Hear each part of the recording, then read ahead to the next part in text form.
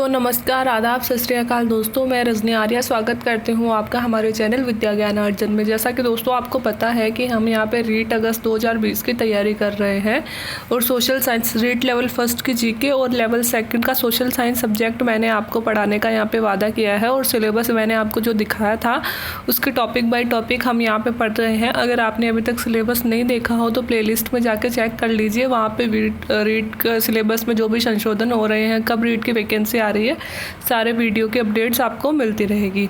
तो दोस्तों हम यहाँ पे राष्ट्रपति पढ़ रहे थे। राष्ट्रपति से संबंधित 2 चैप्टर हमने लगभग कंप्लीट कर लिए थे। राष्ट्रपति क्या होता है, राष्ट्रपति से संबंधित प्रमुख अनुच्छेद कौन से हैं, राष्ट्रपति की निर्वाचन पद्धति क्या होती है, ठीक है, और राष्ट्रपति का कार्यकाल क्या होता है, राष्ट्रपति की निर्वाचन अवधि, निर्वाचन पद्धति कौन सी होती है, निर्वाचक मंडल क्या होता है, ये सब हमने पढ़ लिया था। अब आपने बोला था कि मैं राष्ट्रपति की शक्तियां बढ़ाऊंगी, तो आज हम उन्हीं शक्तियों के बारे में डिस्कशन करते हैं। दोस्तों हमने अनुच्छेद 52 से लेकर अनुच्छेद 60 तक के राष्ट्रपति से रिलेटेड जो भी महत्वपूर्ण अनुच्छेद थे वो पढ़ लिए थे। 52 में लिखा गया था कि राष्ट्रपति का एक पद होगा। 53 में लिखा गया है कि राष्ट्रपति कार्यपालिका शक्ति हमारी राष्ट्रपति में निहित होगी। 53 में लिखा गया है कि राष्ट्रपति की निर्वाचन मंडल कौन सा होगा और अनुच्छेद 54 में लिखा गया है कि निर्वाचन की पद्धति क्या होगी राष्ट्रपति की।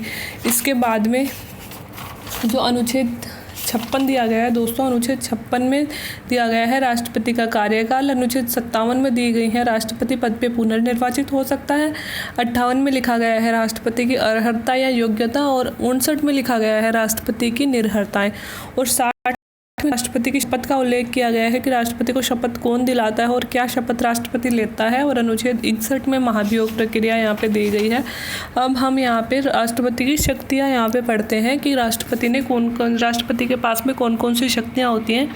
दोस्तों थोड़ा सा वाइड चैप्टर ये हो रहा है क्योंकि 2 वीडियो मैं ऑलरेडी इस पर बना चुकी हूँ, तो एक चैप्टर पर इतना ज़्यादा टाइम लेना सही नहीं होगा। तो आज के चैप्टर में थोड़ा सा मैं जल्दी पढ़ाऊँगी ताकि राष्ट्रपति यहाँ पर कंप्लीट हो जाए, क्योंकि आपका सिलेबस बहुत ज़्यादा है और इतने दिनों में कंप्लीट नहीं हो पाएगा। तो आप ध्यान लगा के पढ़िएगा, लेकिन हर एक चीज़ मैं क्लियर यहाँ पे करवाऊंगी, ये मेरा वादा है। अगर फिर भी कुछ समझ में नहीं आता है तो नीचे कमेंट बॉक्स में कमेंट करके आप पूछ सकते हैं। तो पढ़ते हैं राष्ट्रपति की कार्यपालिका शक्तियाँ।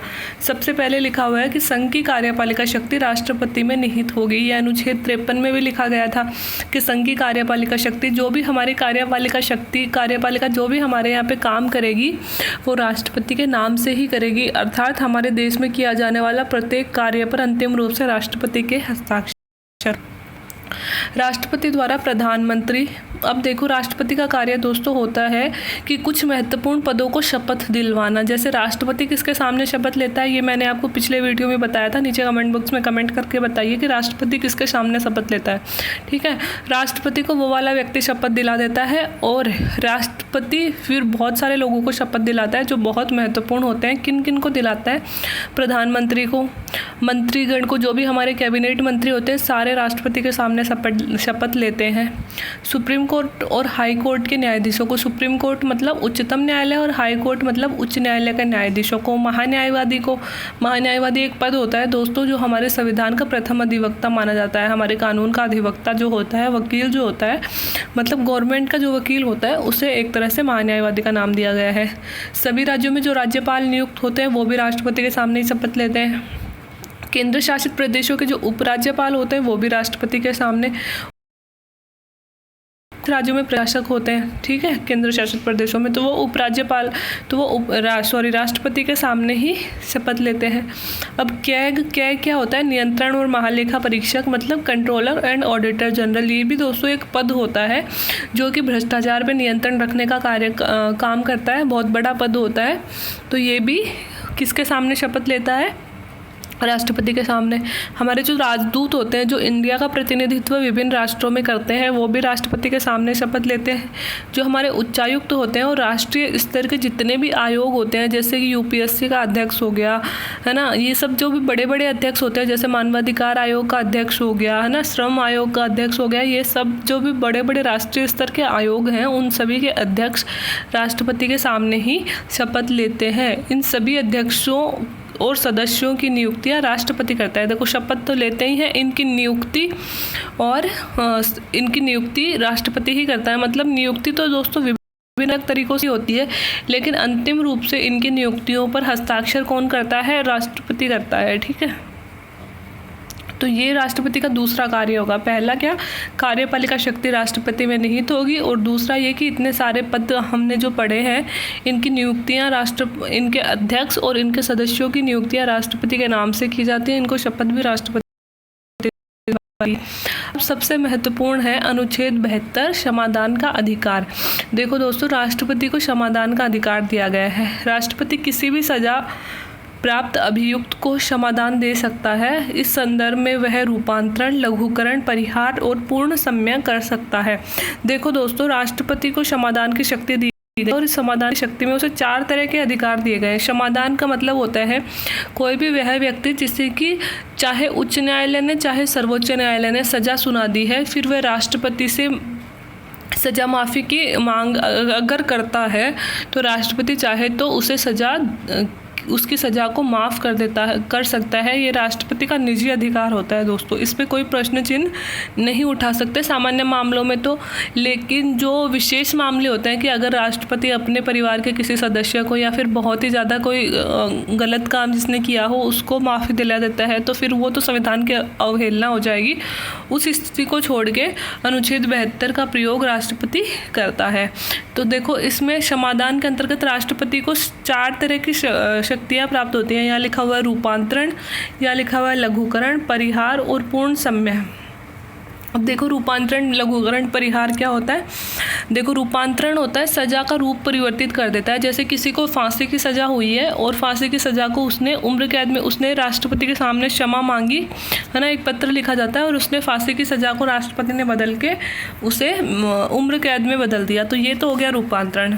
अब लघुकरण क्या होता है दोस्तों? लघुकरण होता है कि सज़ा को कुछ समय के मतलब सज़ा को लघु कर देना, मतलब सज़ा की अवधि कम कर देना। किसी को उम्र कैद मिली है लेकिन उसकी उम्र कैद की सज़ा को माफ़ करके 25 वर्ष कर दी उसकी कैद, ये भी राष्ट्रपति कर सकता है। परिहार मतलब होता है कुछ समय के लिए सज़ा को रोक देना। जैसे कि कोई महिला है जिसने कुछ अपराध कर दिया लेकिन इस समय वह गर्भवती है ना, तो उसे मान लो फांसी की सज़ा मिली है या फिर फांसी की या फिर उम्र कैद की, सश्रम उम्र कैद की सज़ा मिली है, तो सश्रम मतलब उसको श्रम भी करना पड़ेगा और उम्र कैद भी काटनी पड़ेगी। तो राष्ट्रपति क्या करता है, उसको कुछ समय के लिए उसकी सजाओं को स्थगित करवा देता है जब तक कि उसका बच्चा पैदा नहीं होता और थोड़े समय तक मतलब वो ठीक नहीं हो जाती, ठीक है, तब तक। और पूर्ण सम्य मतलब राष्ट्रपति चाहे तो किसी को पूरी तरह कर सकता है। इसके एग्जाम्पल्स भी दोस्तों हम देखते हैं, जैसे राजीव गांधी के जो अपराधी थे उस समय राजीव गांधी को जिन्होंने मारा था, अभी थोड़े दिन पहले की बात है, उसको कांग्रेस सरकार ने पूरी तरह से माफ़ कर दिया था, है ना। मतलब उनको फांसी की सज़ा कोर्ट ने सुनाई थी और उन्होंने राष्ट्रपति के सामने क्षमा मांगी। और वो तो देखो दोस्तों, राष्ट्रपति अपने मन मर्जी से कुछ नहीं करता है, जैसा उसको गवर्नमेंट बोलती है राष्ट्रपति वैसा ही करता है। तो कहने का राष्ट्रपति की शक्ति है, वास्तव में तो गवर्नमेंट ही उस शक्ति को संचालित करती है। तो कांग्रेस सरकार ने वोटों के खातिर उन चारों लोगों को, मतलब राजीव गांधी के हत्यारों को माफ़ कर दिया था, है ना। तो उसने क्या किया, पूर्ण क्षम्य हो गया ना वो। और अभी जो निर्भया कांड के चारों आरोपी थे, है ना, उन्होंने भी लास्ट में यही तो हुआ था, उनको कोर्ट ने तो फांसी की सज़ा कब की सुना दी थी, लेकिन उन्होंने चारों ने राष्ट्रपति के सामने क्षमादान याचिका पेश की थी, परंतु राष्ट्रपति ने क्या किया था, चारों की क्षमादान याचिका को वापस कर दिया था। मतलब किसी को भी क्षमा नहीं किया था क्योंकि उनका अपराध बहुत गंभीर था। तो ये होती है 72 की क्षमादान का अनुच्छेद भी याद रखना है कि कौन से अनुच्छेद में लिखी गई है, और क्षमादान का अधिकार क्या होता है ये भी याद रखना। रूपांतरण, लघुकरण, परिहार और पूर्ण क्षम्य क्या होता है ये मैंने आपको बता दिया है। अब नोट लगा के कुछ लिखा हुआ है कि राष्ट्रपति अनुच्छेद 72 की शक्तियों का प्रयोग करने से पूर्व विधि और कानून मंत्रालय से परामर्श कर सकता है। तो विधि और कानून मंत्रालय से परामर्श करेगा क्योंकि राष्ट्रपति को स्वयं को दोस्तों कानूनी मामलों की जानकारी इतनी नहीं होती है ना, तो वो हमारे कानूनी मंत्रालय से परामर्श कर सकता है कि इस स्थिति में मुझे क्या करना चाहिए। तो सरकार जो भी उसे परामर्श देती है, राष्ट्रपति उन्हें निर्देशों का मोस्टली पालन करता है, ठीक है। 3 शक्तियाँ हो गई। अब पढ़ते हैं अनुच्छेद 78 में दिया गया है सूचना का अधिकार। सूचना का अधिकार क्या होता है कि राष्ट्रपति को संसद से सूचना मांगने का अधिकार है और यह मांगी गई सूचना उसे प्रधानमंत्री उपलब्ध करवाता है। देखो, राष्ट्रपति हमारे देश का सर्वोच्च नेता होता है, तो वो जब चाहे जो भी उसे सूचना की ज़रूरत है वो संसद से सूचना मांग सकता है। और अगर वो संसद से सूचना मांगता है तो ये सूचना उसे कौन देगा, प्रधानमंत्री देगा बाकायदा। से सूचना प्रधानमंत्री देता है। राष्ट्रपति भवन और संसद के मध्य समस्त पत्र व्यवहार कौन करता है? लोकसभा स्पीकर, मतलब लोकसभा का अध्यक्ष करता है। मतलब संसद में जो भी काम चल रहा है उसकी समस्त सूचना। देखो दोस्तों, राष्ट्रपति हमेशा संसद में उपस्थित नहीं रहता है, राष्ट्रपति कुछ विशेष अवसरों पर ही संसद में जाता है। तो फिर राष्ट्रपति को संसद में क्या हो रहा है इसकी जानकारी कैसे रहेगी? ये जो लोकसभा स्पीकर है, लोकसभा का अध्यक्ष है, ये समस्त जानकारी राष्ट्रपति को पत्रों के माध्यम से पहुँचाता रहता है। तो ये कौन हो गया? सोर्स हो गया राष्ट्रपति और संसद के मध्य जानकारी पहुँचाने वाला, एक तरह से डाकिये का काम कर रहा है। ठीक है, तो सूचना का अधिकार क्या है कि राष्ट्रपति संसद से संबंधित सूचना मांगने का अधिकार राष्ट्रपति को है, और यह सूचना कौन देता है? प्रधानमंत्री देता है। ठीक है, अनुच्छेद 79 में कहा गया है राष्ट्रपति संसद का अंग है यथा राज्यसभा, लोकसभा और राष्ट्रपति। देखो दोस्तों, हमारी संसद 3 अंगों से मिलकर बनी होती है। तो 2 तो हो गए सदन, हमारी राज्यसभा हो गई, हमारा लोकसभा हो गया, और एक हो गया पद, वो कौन है? राष्ट्रपति। ठीक है, तो राष्ट्रपति को संसद का ही एक अंग माना जाता है। जैसे राज्यसभा है, जैसे लोकसभा है, वैसे ही राष्ट्रपति होता है। ये अनुच्छेद 79 में लिखा गया है। अब अनुच्छेद 80 के अनुसार राज्यसभा में राष्ट्रपति 12 सदस्य मनोनीत करता है जो कला, विज्ञान, साहित्य अथवा समाज सेवा के क्षेत्र से होते हैं। तो ये अनुच्छेद 80 में इम्पोर्टेंट बात लिखी हुई है दोस्तों। मैंने बार बार आपको बताया है कि लोकसभा में 2 सदस्य नियुक्त करता है राष्ट्रपति, और राज्यसभा में 12 सदस्य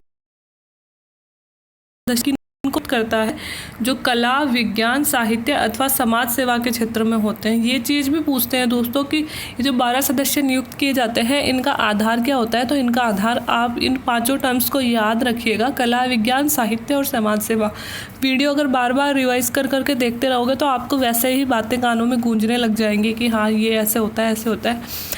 तो अनुच्छेद 80 में क्या कहा गया है कि राज्यसभा में 12 सदस्य राष्ट्रपति मनोनीत करता है जो कला, विज्ञान, साहित्य और समाज के क्षेत्र होते हैं। ठीक है, तो अनुच्छेद 80 में आ गया राज्यसभा के 12 सदस्य, और अनुच्छेद 331 में आता है कि राष्ट्रपति लोकसभा में 2 आंग्ल भारतीय सदस्य मनोनीत करता है। लोकसभा में सिर्फ 2 सदस्य मनोनीत करता है, और ये सदस्य वो नहीं होते जो कला, विज्ञान, साहित्य के, वो तो होते हैं राज्यसभा में कला, विज्ञान वाले। तो ये सदस्य कौन होते हैं? ये वो 2 आंग्ल भारतीय सदस्य होते हैं दोस्तों। अगर इनका प्रतिनिधित्व नहीं हो तो 2 आंग्ल भारतीय सदस्य राष्ट्रपति मनोनीत कर देता। आंग्ल भारतीय मतलब जो अंग्रेज, वो अंग्रेज जिन्होंने भारत की नागरिकता ग्रहण कर रखी है और वो भारत में रह रहे हैं कई सालों से, तो उनको चुनते हैं। ठीक है, तो ये अनुच्छेद 331 में तो लोकसभा में 2 सदस्य, और अनुच्छेद 80 में राज्यसभा में 12 सदस्य। अब अनुच्छेद 280 के अनुसार, अनुच्छेद 280 में दोस्तों वित्त आयोग दिया हुआ है, और राष्ट्रपति का वित्त आयोग में क्या काम होता है? राष्ट्रपति प्रत्येक 5 वर्ष के अंतराल से वित्त आयोग का गठन करता है। ठीक है, कितने वर्ष के अंतराल पे वित्त आयोग का गठन करता है? 5 वर्ष के अंतराल पे वित्त आयोग का गठन करता है। और वर्तमान में हमारे वित्त आयोग को, तो वर्तमान में वाई.वी. रेड्डी की अध्यक्षता में 14वां वित्त आयोग, नहीं दोस्तों, अब 14वां वित्त आयोग नहीं है, ये लाइन आप काट देना, अब 15वां वित्त आयोग चल रहा है हमारा, क्योंकि 14वां वित्त आयोग की अवधि थी 2015 से 2020 तक, है ना। वित्त आयोग 5 साल के लिए नियुक्त होता है, और अब नया वित्त आयोग आ गया है 2020 से 2025 तक। तो आप मुझे बताओगे कि हमारे 15वें वित्त आयुक्त कौन चुने गए हैं। देखते हैं आपके करंट अफेयर्स कितने मतलब अच्छे चल रहे हैं, तो आप मुझे बताओगे कि हमारे 15वें वित्त आयुक्त कौन नियुक्त किए गए हैं। तो राष्ट्रपति का काम अध्यक्ष होता है, प्रति 5 वर्ष से चुना जाता है, उसका चुनाव कौन करता है? राष्ट्रपति करता है। यह अनुच्छेद 280 में राष्ट्रपति को शक्ति दी गई है। अब अनुच्छेद 324 में क्या कहा गया है? निर्वाचन आयोग के मुख्य आयुक्त और 2 सदस्यों की नियुक्ति भी राष्ट्रपति करता है। अनुच्छेद 324 में दोस्तों निर्वाचन आयुक्त रखा गया है। जितने भी अनुच्छेद मैंने यहाँ पे लिखे हैं, एक एक आपको याद करने हैं। आप वीडियो के 2-3 बार देखोगे, अपने आप आपको याद हो जाएंगे। बस आप ध्यान से देखते रहें, नोट्स बनाते रहें, रिवाइज करते रहें। तो अनुच्छेद 324 में हमारा निर्वाचन आयोग है दोस्तों, जो सारे देश का निर्वाचन करवाता है, मतलब चुनाव करवाता है। तो निर्वाचन आयोग में 3 सदस्य होते हैं दोस्तों। एक तो होता है मुख्य निर्वाचन आयुक्त, जो उसका अध्यक्ष होता है, उसे निर्वाचन आयुक्त बोलते हैं, और 2 होते हैं सदस्य। तो इनकी नियुक्ति भी कौन करता है? इनकी नियुक्ति भी राष्ट्रपति ही करता है। तीनों की नियुक्ति राष्ट्रपति करता है। ठीक है, अब है अनुच्छेद 108, वेरी इम्पोर्टेंट है अनुच्छेद 108। ठीक है, अनुच्छेद 108 में क्या है? संयुक्त अधिवेशन। हजारों बार तो दोस्तों यही क्वेश्चन आया है कि संविधान के कौन से अनुच्छेद में रखा गया है। तो ये याद रखना आपको, अनुच्छेद 108 में रखा गया है संयुक्त अधिवेशन। अब संयुक्त अधिवेशन होता क्या है कि संसद के दोनों सदनों में गतिरोध होने की स्थिति में राष्ट्रपति संसद का संयुक्त अधिवेशन आहूत करता है, जिसकी अध्यक्षता कौन करता है? लोकसभा। देखो दोस्तों, कोई प्रस्ताव आया है ना, किसी भी प्रस्ताव को है ना कानून बनाने के लिए कोई बिल यहाँ पे लाया जाता है किसी भी सदन में, संसद के दोनों सदन में, है ना। अब क्या होता है कि अगर उस बिल पर दोनों सदनों में कोई भी सहमति नहीं बन रही है, तो क्या होता है, सहमति नहीं बन रही है तो होगा ये कि जैसे कि किसी भी प्रस्ताव को पास होने के लिए दोनों सदनों का बहुमत ज़रूरी है ना। लेकिन कोई प्रस्ताव ऐसा है जिसमें राज्यसभा तो समर्थन कर रही है परंतु लोकसभा समर्थन नहीं कर रही है ना। तो फिर क्या होगा कि राष्ट्रपति के पास जाएंगे कि राष्ट्रपति जी कुछ करो। तो राष्ट्रपति क्या करेगा, जैसे हमारे पंचायत नहीं होती, सभी गाँव वालों को बुला के फिर फैसला दिया जाता है, वैसे ही संयुक्त अधिवेशन है, संसद के दोनों सदनों का एक जगह अधिवेशन बुलाया जाएगा, उसे क्या कहेंगे? और ये कौन से अनुच्छेद में रखा गया है? अनुच्छेद 108 में। तो ये जो संयुक्त अधिवेशन बुलाता है, इसका अधिकार किसके पास है? राष्ट्रपति के पास। राष्ट्रपति संयुक्त अधिवेशन बुलाता है, लेकिन इस संयुक्त अधिवेशन में वो उपस्थित नहीं होता है, सिर्फ वो बुलाने का काम करता है ना। उपस्थित कौन होएगा? इसकी अध्यक्षता कौन करेगा? लोकसभा का अध्यक्ष, मतलब लोकसभा स्पीकर जो होता है, लोकसभा अध्यक्ष को ही दोस्तों लोकसभा स्पीकर बोलते हैं, वो इसकी अध्यक्षता करेगा। ये भी बहुत इंपॉर्टेंट बात है, बहुतों बार पूछी जाती है कि जो संयुक्त अधिवेशन होता है उसकी अध्यक्षता कौन करता है? तो वो करता है लोकसभा स्पीकर। अब देखो यहाँ पे लिखा हुआ है, राष्ट्रपति संयुक्त बैठक आहूत करता है, उसमें भाग नहीं लेता है। मैं बार बार कह रही हूँ, आपको याद रखना है कि राष्ट्रपति संयुक्त बैठक बुलाता है लेकिन उसमें भाग नहीं लेता है। और भारत का जो अटॉर्नी जनरल है, मतलब जो भारत का महान्यायवादी है, वह बैठक में भाग भी ले सकता है परंतु उसे मत देने का अधिकार नहीं है, वह संसद का सदस्य नहीं होता है।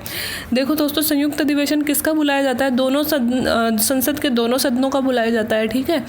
अब दोनों सदनों में जो भी सदस्य होते हैं वो तो भाग लेंगे ये ऑब्वियसली, लेकिन अटॉर्नी जनरल को हिंदी में बोलते हैं महान्यायवादी।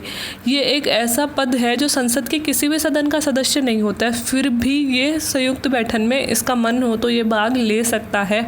तो ये एकमात्र ऐसा है जो संसद के दोनों सदनों का सदस्य नहीं होते हुए भी संयुक्त बैठक में भाग ले सकता है, लेकिन इसे वोटिंग का अधिकार नहीं होता है। संयुक्त बैठक में क्या करेंगे? संयुक्त बैठक में बुला के जो भी प्रस्ताव पे विवाद हो रहा है उस पर वोटिंग ही तो करवाएंगे ना, है ना। और वोटिंग करवाएंगे तो दोस्तों एक बात थोड़ी सी और याद रखनी है कि लोकसभा में 545 सदस्य हैं, राज्यसभा में 245 सदस्य हैं। अगर राज्यसभा किसी बात पे समर्थन मतलब करती है और लोकसभा नहीं करती है तो बहुमत किसका है? लोकसभा का ही है। तो हमेशा लोकसभा की चलती है। राज्य संयुक्त बैठक में मतदान ही तो होगा और मतदान में कौन जीतेगा? लोकसभा जीतेगी। यहाँ पे बढ़ते हैं। संयुक्त बैठक का संचालन लोकसभा बैठक के नियम के अनुसार होता है। जैसे लोकसभा के नियम होते हैं बिल्कुल वैसे ही संयुक्त बैठक होती है।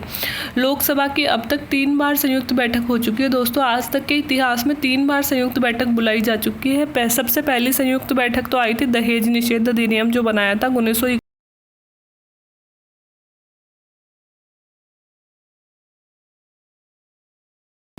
और तीसरा पोटा कानून 2002 में। पोटा कानून भी मैंने आपको पढ़ाया था दोस्तों, निवारक निरोध अधिनियम जब मैंने पढ़ाया था उसमें पढ़ाया था मैंने आपको पोटा कानून। और ये भी बताया था कि संजय दत्त पोटा कानून के तहत ही जेल में गए थे जब उनके घर में हथियार पाए गए थे तब, ठीक है। तो ये 3 कानून ऐसे हैं कि 3 मुद्दे हैं जिनके समय में संयुक्त 1961, बैंकिंग सेवा अधिनियम 1978 और पोटा कानून 2002। अटल बिहारी वाजपेयी तीनों संयुक्त अधिवेशनों में भाग लेने वाले एकमात्र सांसद थे। तो ये एक संयोग कह सकते हैं कि 1961 में, 78 में और 2002 में, तो तीनों में कौन सा सांसद है जो तीनों संयुक्त अधिवेशनों में उपस्थित था? वो थे अटल बिहारी वाजपेयी। बहुत ही प्रतिष्ठित नेता थे दोस्तों हमारे देश के, जो अब नहीं रहे हैं। अब देखो 108 की संयुक्त बैठक हो गई। अब 110 अनुच्छेद आता है। 110 में आप सबको पता है, जिन्होंने भी थोड़ा बहुत अध्ययन किया है, धन विधेयक कौन से अनुच्छेद पे आता है? 110 में। बहुत इंपॉर्टेंट है दोस्तों धन विधेयक। हजारों बार पूछते हैं कि धन विधेयक कौन से अनुच्छेद में आता है? 110 में आता है। लोकसभा में धन विधेयक राष्ट्रपति की पूर्व अनुमति से ही रखा जाता है। अब धन विधेयक में क्या अनुमान है देखो, और जो भी कोई विधेयक होता है वो लोकसभा और राज्यसभा में किसी भी सदन में रख सकते हैं, और लास्ट में जब दोनों सदनों में पास हो जाता है तो लास्ट में राष्ट्रपति की अनुमति की आवश्यकता होती है। लेकिन धन विधेयक ऐसा विधेयक है जिसे लाने से पहले ही राष्ट्रपति की अनुमति की आवश्यकता होती है, मतलब राष्ट्रपति जब बोलेगा कि हाँ ले आओ, जब भी धन विधेयक लाया जाएगा। तो यही बात इसमें मेन है कि लाने से पूर्व राष्ट्रपति की अनुमति आवश्यक है। और एक और बात धन विधेयक के संबंध में इम्पोर्टेंट होती है कि कोई भी बिल धन विधेयक है या नहीं है, इसका अंतिम निर्णय कौन करता है? लोकसभा स्पीकर करता है दोस्तों इसका अंतिम निर्णय। ये स्पीकर के पास में एक अनन्य पावर होती है कि कौन सा विधेयक धन विधेयक है, मतलब किस विधेयक को धन विधेयक की हमारे संविधान में कोई स्पष्ट डेफिनेशन नहीं दी गई है। ऐसे तो पैसों से रिलेटेड विधेयक, जैसे जिसमें भी पैसों की बात आएगी, बजट आएगी, वो धन विधेयक होगा, है ना। लेकिन पैसों से रिलेटेड विधेयक भी 2-3 प्रकार के दिए गए हैं, जैसे वित्त विधेयक फर्स्ट, वित्त विधेयक सेकंड, धन विधेयक। तो इनमें से कौन से विधेयक को धन विधेयक घोषित किया जाएगा, ये कौन बताएगा? लोकसभा स्पीकर बताएगा। लोकसभा स्पीकर बोलेगा कि यह धन विधेयक है, वही धन विधेयक गिना जाएगा। तो ये था अनुच्छेद 110 में। अब पढ़ते हैं अनुच्छेद 123। 123 में है अध्यादेश देने की शक्ति। तो अनुच्छेद 123 में क्या कहा गया है? अध्यादेश देने की शक्ति। अब राष्ट्रपति को दोस्तों अध्यादेश जारी करने की शक्ति होती है, वो अनुच्छेद 123 में है। बहुत इंपॉर्टेंट है अनुच्छेद 123, बहुतों बार पूछते हैं दोस्तों कि राष्ट्रपति की अध्यादेश देने की शक्ति कौन से अनुच्छेद में आती है? अनुच्छेद 123 में आती है। अब देखो अध्यादेश संसद के विश्रांति काल में, विश्रांति काल मतलब जब संसद की छुट्टियां चल रही हों, है ना, मतलब दोनों सदनों में से कोई सा भी सदन कार्य नहीं कर रहा हो उस समय में, है ना। संसद के विश्रांति काल में अर्थात जब संसद के दोनों सदनों का सत्र नहीं चल रहा हो, राष्ट्रपति केंद्रीय मंत्रिपरिषद की अनुशंसा पर 123 के अंतर्गत अध्यादेश जारी कर सकता है। जब संसद के दोनों सदनों का सत्र नहीं चल रहा हो तब राष्ट्रपति, इसमें क्या लिखा है? केंद्रीय मंत्रिमंडल की अनुशंसा पर, मंत्रिमंडल के सहायक मंत्री जो भी कैबिनेट मंत्री होते हैं वो मंत्रिमंडल में आते हैं, ठीक है। तो उसके अनुशंसा पर, क्योंकि वास्तव में तो शासन वही चलाते हैं, केंद्रीय मंत्रिमंडल ही तो चलाता है। केंद्रीय मंत्रिमंडल का अध्यक्ष होता है प्रधानमंत्री और बाकी सदस्य होते हैं वही कैबिनेट मंत्री, है ना। जो भी मतलब जिनके पास विभिन्न मंत्रालय होते हैं, जैसे मानव अधिकार मंत्रालय हो गया, शिक्षा विभाग हो गया, है ना, ये अलग अलग जो भी प्रकार के मंत्री होते हैं वो सभी मंत्रिमंडल में आते हैं।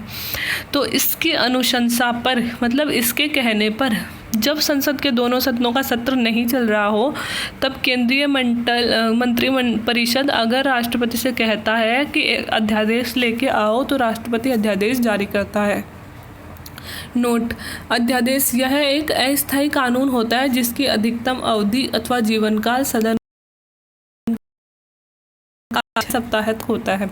देखो अब अध्यादेश होता क्या है? अध्यादेश होता है एक, मतलब देखो दोस्तों, ये मतलब संसद सत्र में नहीं है दोस्तों। सत्र क्या होता है? संसद के 3 सत्र होते हैं, है ना, वो तो मैं आप आगे बताऊंगी। सब संसद उसी समय काम करती है, बाकी के जो महीने होते हैं बीच में गैप जो आता होते हैं उस समय संसद काम नहीं करती। अगर उस समय के दौरान हमें किसी कानून की ज़रूरत पड़ जाए और वो भी इमरजेंसी कि वो कानून अभी बनाना है ना, तो संसद का सत्र नहीं बुलाया जाता है। तो राष्ट्रपति के पास एक शक्ति होती है, उसे बोलते हैं अध्यादेश की शक्ति। तो राष्ट्रपति एक अध्यादेश जारी करता है और उस कानून का निर्माण कर देता है। वो कानून वैसे ही काम करता है जैसे वर्तमान में हमारे यहाँ पे कानून होते हैं। जैसे कि राजस्थान में अब तो वो कानून फिर से हटा दिया गया है कि सरपंचों के चुनाव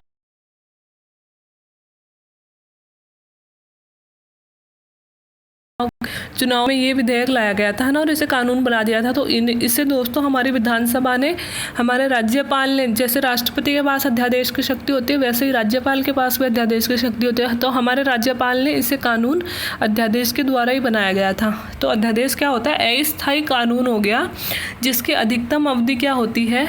सदन का सत्र प्रारंभ होने के 6 माह तक, 6 सप्ताह तक होती है। मतलब कि सदन का सत्र प्रारंभ हो गया, मतलब सत्र होते हैं 3, है ना, उसमें से सदन का सत्र प्रारंभ हो गया। सत्र प्रारंभ होने के 6 सप्ताह के अंतर्गत जो अध्यादेश जारी किया गया दोस्तों, या तो सदन अपने दोनों सदन होते हैं जो लोकसभा और राज्यसभा, उनका बहुमत लाके इसे कानून में परिवर्तित कर दे।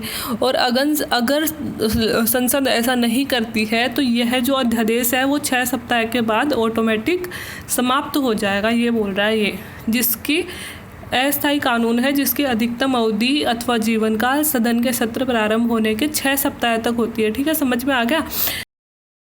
प्रारंभ होने के 6 सप्ताह के अंतर्गत इसे या तो कानून बना देगा सदन, मतलब संसद इसे या तो कानून बना देगी, क्योंकि यह एक अस्थायी कानून ही है जो जब तक ही चलेगा जब तक कि सदन नहीं आएगा, मतलब सत्र प्रारंभ नहीं होगा। सत्र प्रारंभ होते ही सदन को इसे कानून बनाना पड़ेगा, और सदन इसे कानून नहीं बनाता है तो 6 सप्ताह के अंतर्गत यह है ऑटोमेटिक समाप्त हो जाएगा।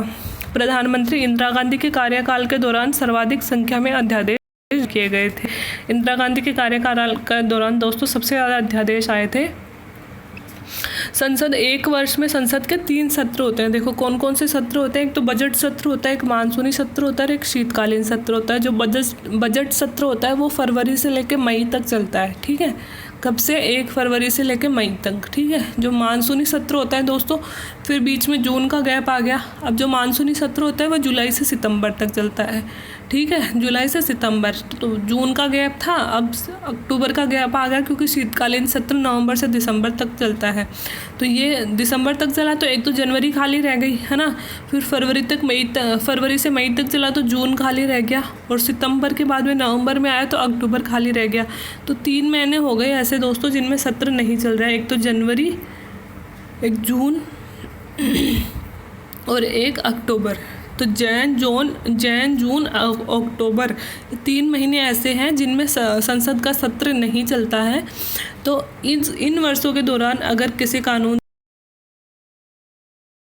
जारी कर कानून बना सकता है। और संसद के 3 सत्र कौन कौन से होते हैं दोस्तों, हमें पता है। सबसे पहले बजट सत्र आता है जो फरवरी से लेकर मई तक आएगा। ठीक है, फिर आएगा गर्मियों में ग्रीष्मकालीन सत्र, तो 1 महीने की छुट्टी दे देंगे जून की, फिर जुलाई से लेकर सितंबर तक ग्रीष्मकालीन है ना आ जाएगा, और फिर 1 महीने की छुट्टी दे देंगे अक्टूबर में। और शीतकालीन सत्र सबसे छोटा हो गया दोस्तों, नवंबर और दिसंबर 2 महीने तक ये आता है। ठीक है, इस तरह जैन जून अक्टूबर 3 महीने ऐसे होते हैं जो विश्रांति काल होते हैं, और जिसमें राष्ट्रपति की आवश्यकता पड़ने पर राष्ट्रपति अध्यादेश इनमें जारी कर सकता है। तो ये हो गई अध्यादेश की शक्ति। अब अनुच्छेद 143 में कहा गया है कि राष्ट्रपति उच्चतम न्यायालय से विधिक परामर्श मांग सकता है। अब अनुच्छेद 143 क्या कहता है, अगर राष्ट्रपति को ज़रूरत हो तो वह उच्चतम न्यायालय से कोई भी कानूनी सलाह मांग सकता है। अब नोट में क्या लिखा गया है,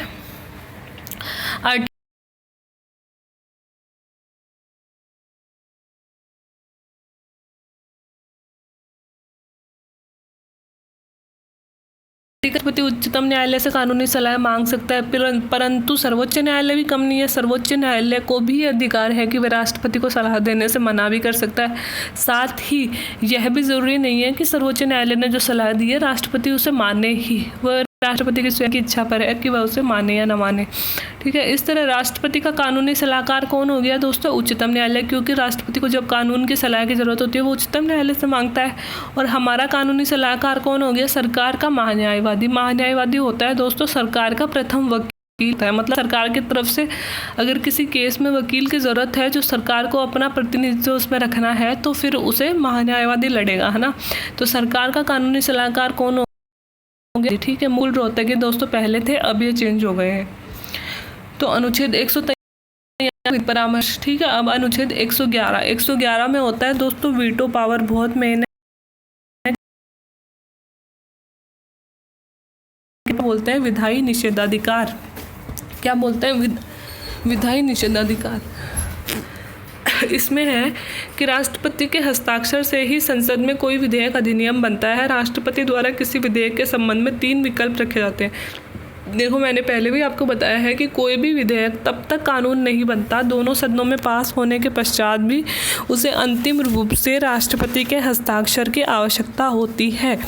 जब तक राष्ट्रपति उस पर हस्ताक्षर नहीं करेगा कोई भी विधेयक कानून नहीं बनेगा, है ना। तो राष्ट्रपति को इस संबंध में हस्ताक्षर करने या ना करने के संबंध में 3 तरह की शक्तियाँ प्राप्त होती हैं। देखो, राष्ट्रपति संबंधित बिल पर हस्ताक्षर कर दे। एक तो राष्ट्रपति को सही लगा कि विधेयक सही है तो वह उस पर हस्ताक्षर कर देगा। राष्ट्रपति बिल को पुनर्विचार हेतु संसद को भेज सकता है। राष्ट्रपति को अगर लगता है कि बिल में कोई कमी रह गई है या फिर बिल जल्दबाजी में पेश किया गया है तो वापस उसे संसद में राष्ट्रपति भेज सकता है। और तीसरा है संबंधित विधेयक पर अपनी अनुमति रोक दे, अर्थात विधायी निषेधाधिकार का इस्तेमाल कर ले। तीसरा है कि राष्ट्रपति उस पर अपनी अनुमति नहीं देगा। तो उसने क्या कर लिया, अपने वीटो पावर का यूज़ कर लिया, मतलब उसने विधायी निषेधाधिकार का यूज़ कर लिया। तो विधायी निषेधाधिकार ये होता है कि राष्ट्रपति किसी बिल पे अपनी परमिशन की मतलब हस्ताक्षर नहीं करता है। 3 तरह के अधिकार हो गए, एक तो राष्ट्रपति हस्ताक्षर कर देता है, दूसरा पुनर्विचार के लिए लौटा देता है, और तीसरा हस्ताक्षर करने से मना कर देता है। तो ये मना करने का अधिकार किसका होता है, ये पावर कहलाता है दोस्तों। अब वीटो पावर भी 3 तरह का होता है, देखो, विलंबकारी वीटो, आंशिक वीटो और जेबी वीटो। ठीक है, विलंबकारी वीटो, आंशिक वीटो और जेबी वीटो। तो थोड़ा सा मैं आपको वैसे ही बता देती हूँ कि विलंबकारी वीटो क्या होता है। राष्ट्रपति संबंधित विधेयक पर स्वीकृति देने में विलंब करता है, साथ ही इस विलंब की कोई निश्चित अवधि भी नहीं होती। विलंब में ऐसे होता है, राष्ट्रपति ना तो मना करता है ना ही बढ़ता है साइन करने के लिए, वो ऐसे उसको लटका के रख लेता है एक तरह से, है ना, विलंब कर कि मैं देर से साइन करूंगा। लेकिन राष्ट्रपति से ये कोई भी नहीं पूछ सकता, ना ही संविधान में कहीं लिखा गया है कि राष्ट्रपति किसी विधेयक पर साइन करने में कितने दिन का टाइम ले सकता है। राष्ट्र के पर निर्भर है। आंशिक वीटो दोस्तों क्या होता है, आंशिक वीटो होता है कि राष्ट्रपति हस्ताक्षर नहीं करता, मतलब कुछ अंशों पे हस्ताक्षर कर दिया, कुछ अंशों पे हस्ताक्षर नहीं किया, ये हो गया आंशिक वीटो। और जेबी वीटो क्या होता है दोस्तों, राष्ट्रपति किसी भी वीटो को जेब में रख लेता है ना। जेब में रखने का मतलब है कि वो भी उस पर हस्ताक्षर नहीं करेगा, मतलब अपने जेब में रख लिया, उसको उसके लिए ना उसने हाँ बोला है ना उसने ना बोला है। तो ये हो गया जेबी वीटो। तो 3 तरह के वीटो हो गए, विलंबकारी वीटो, आंशिक वीटो, जेबी वीटो। और वीटो पावर कौन से अनुच्छेद में दिया गया है, 111 में। ठीक है, तहत राष्ट्रपति संसद के समक्ष अभिभाषण देता है और इस अभिभाषण में सरकार की नीतियों के पश्चात संसद धन्यवाद प्रस्ताव पारित करती है, जिसकी सूचना स्पीकर द्वारा राष्ट्रपति को प्रेषित की जाती है। धन्यवाद प्रस्ताव पारित होने के बाद प्रधानमंत्री सदन को संबोधित करता है। इतनी सी बात है कि राष्ट्रपति अनुच्छेद 87 के तहत जब कभी संसद में आता है तो वह संसद के सामने एक अभिभाषण करता है। और उस अभिभाषण में, क्योंकि राष्ट्रपति सरकार का ही प्रतिनिधि होता है दोस्तों, जिस दल की सरकार होती है राष्ट्रपति उसी का प्रतिनिधित्व करता है। तो अपने अभिभाषण में राष्ट्रपति करेगा क्या, उस सरकार ने जो भी काम किए हैं 1 साल में, जो भी नहीं किए हैं उनकी व्याख्या करेगा। ठीक है, इतना करके राष्ट्रपति तो चला जाएगा, फिर जो सदन होगा वो पीछे से उस पर धन्यवाद प्रस्ताव पेश करेगा और प्रस्ताव पास हो गया, मतलब हम राष्ट्रपति का धन्यवाद कर रहे हैं। और इसकी सूचना फिर स्पीकर राष्ट्रपति को भेज देगा और उसके बाद प्रधानमंत्री सदन को संबोधित करेगा। राष्ट्रपति लोकसभा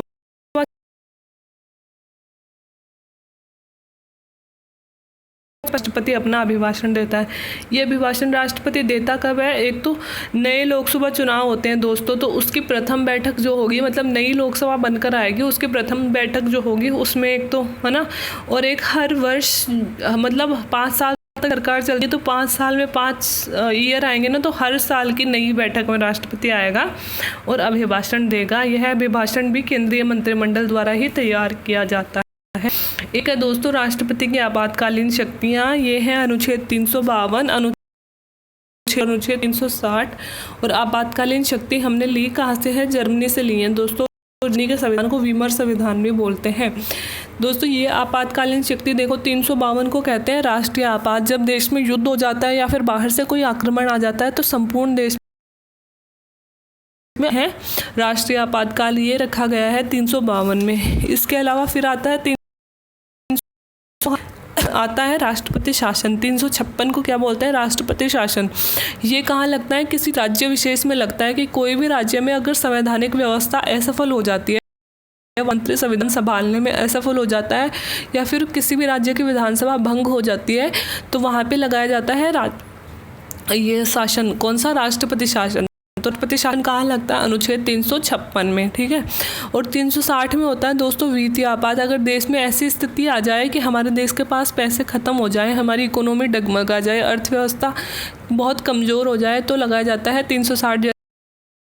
का खतरा इतना फैल रहा है, कई दिन से हमारी इकोनॉमी लॉकडाउन के कारण बंद पड़ी है, तो एक तरह से हमारे वित्तीय आपातकाल की घोषणा, मतलब वित्तीय आपातकाल जैसी स्थिति हो गई है, लेकिन अभी तक इसकी कोई घोषणा।